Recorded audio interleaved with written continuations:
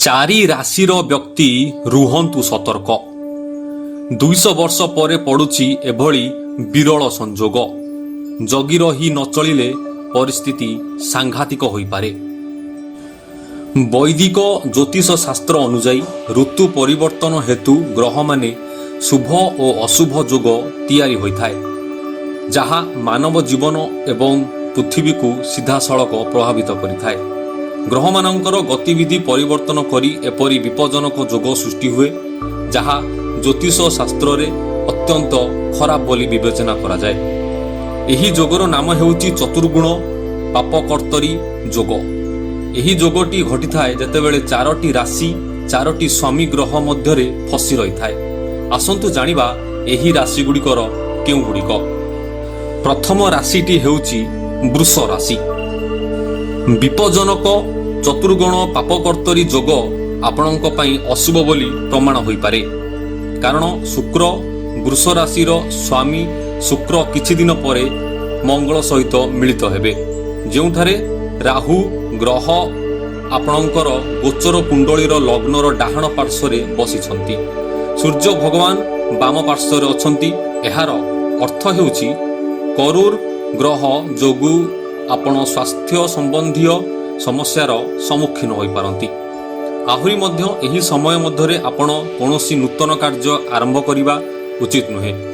सेही समय रे आपणक कथा अन्य मानकु कठोर लागि पारे, तेणु जुक्ति तर्करु दूरे रहंतु।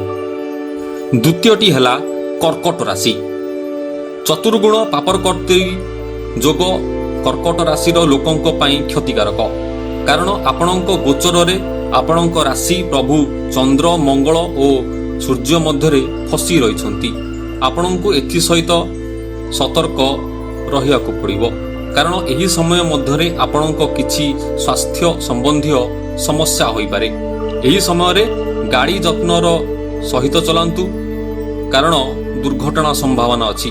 एहा सहित आपणकर मांको स्वास्थ्यर मध्य जत्न नेबा उचित। एथि सहित व्यवसायरु आसीथिबा टंका मध्य संतुष्ट हेबा उचित।